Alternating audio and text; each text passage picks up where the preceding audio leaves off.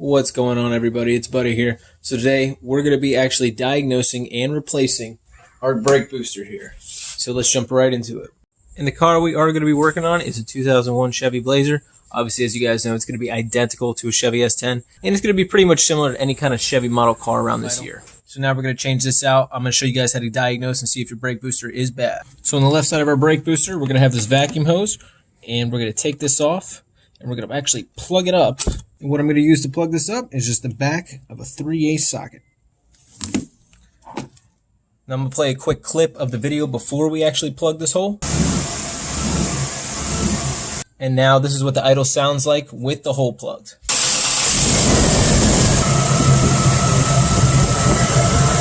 So now we're 100% certain it is our brake booster. It's time to get to replacing it. So what we're going to want to do is we're going to remove this electrical sensor here from our brake fluid reservoir. And now we're going to remove our master cylinder from our brake booster. There's just two 15mm nuts, one right here. And this one on the left side is pretty tight. So we're going to break it loose here with our wrench. And then remove it completely with our drill.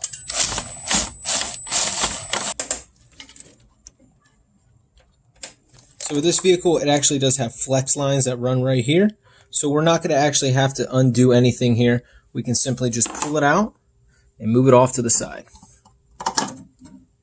Now, if you don't have these flex hoses here, you will have to undo your brake lines and bleed your brakes after this. Now it's time to go inside the vehicle and undo the rest of the nuts from there. Now the first step is to remove your front seat. You don't have to do this step, but it's definitely going to make your life a whole lot easier. So with our front seat removed, it gives us easy access to take this plate off.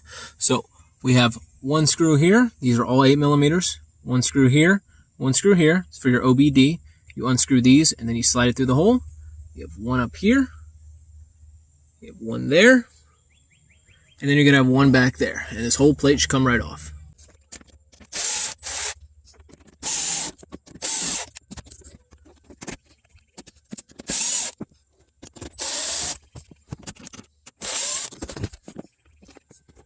And once that plate is removed, it gives you access to this ABS sensor. We want to push it from the back like that and pull it straight out. Now right under the steering wheel, we have 4 more 8mm screws here, here, here, and here.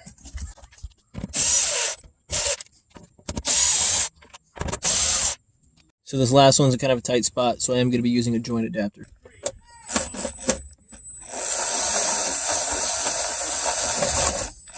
And now we're going to pull the plate right out.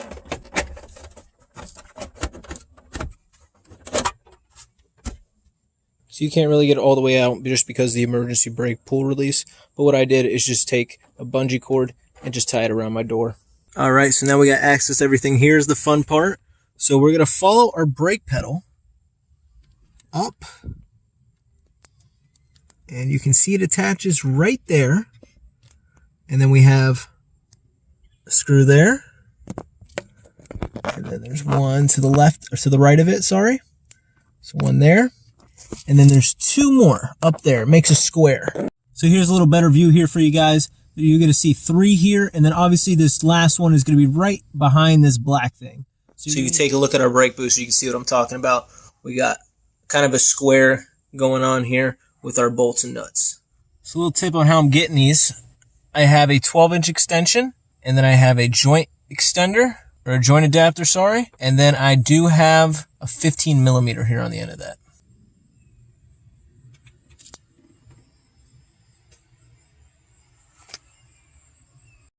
Now where your brake pedal attaches to your brake booster is going to be right here. I'm going to show you guys how to take the retaining pin off. Guys, and a quick tip on this retaining pin, you are going to need to take this off. Now to get it on and off, you simply push it on like that. That's how you get it on. And then take it off. It's obviously the other way. It has this little pin here that holds it in place. And as you guys can see, you can only turn it a little bit at a time. So you better get comfortable and get to wrenching. Is going to be with something called a pass-through wrench. Essentially what it is a wrench, and the socket here has a hole in it. Now you're not going to be able to use this, unfortunately. This is just going to be a simple ratcheting wrench. And this is what I used to get the other 3 off. We just have a joint here, and then we're going to use a deep socket and then a 12-inch extension. So for most vehicles, you should be able to pull your brake booster out from this point. I have a few things in the way, so I'm going to take them apart and pull it out. And if you guys are liking this video so far, I'd really appreciate a thumbs up and definitely consider subscribing for more great content. So in order to pull our brake booster out, we're going to have to remove this brake control pressure module. And we're going to have 4 screws. One here, and then we're going to have one here on the other side and one down there, of course.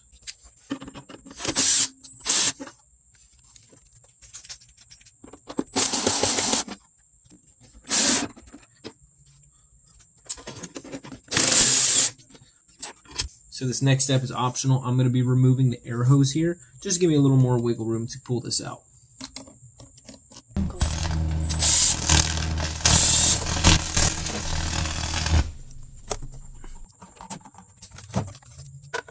So now we got everything out of the way. Let's pull our brake booster out. Be careful of these brake lines here. So we're just going to take a wire brush and clean around where the old brake booster was.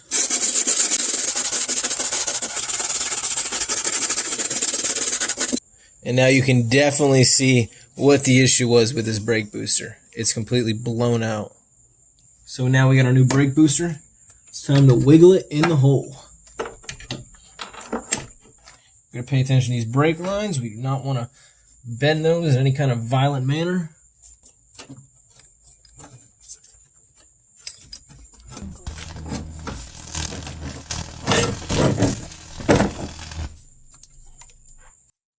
So now we're going to go back in the vehicle and attach these 2 bottom nuts first.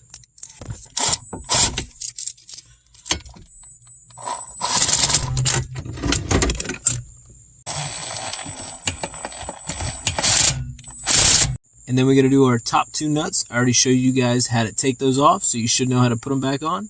Then we're going to pop our plate back in and grab our 7mm screws. And we're going to screw in these 4 holes.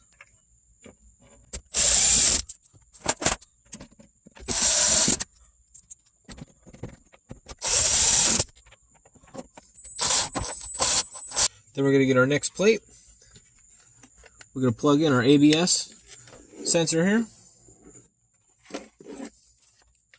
Slide the OBD through the hole and prop our plate up.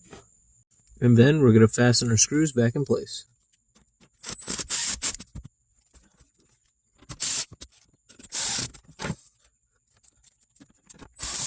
Now coming back to the engine bay, we're going to start by screwing our master cylinder into the brake booster.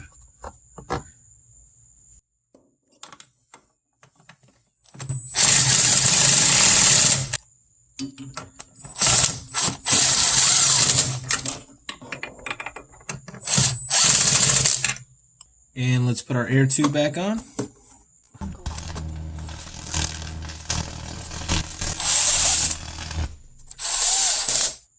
And be sure to screw back down all of your nuts and bolts.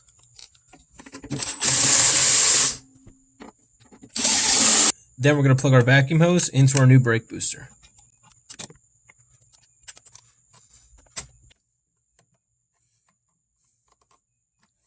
And reinstall any sensors we disconnected.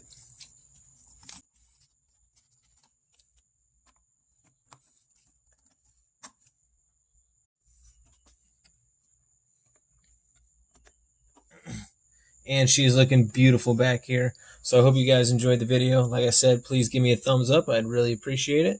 And don't forget to check out my channel. I have a lot of really cool videos already on my channel, like how to repair a curb rash on your rim. Also how to paint your rim and brake calipers. How to paint your car and get a professional looking result with nothing but spray cans. How to repair scratches on your car at home with no expensive tools, and much, much more. So be sure to subscribe and leave me a thumbs up if you enjoyed the video.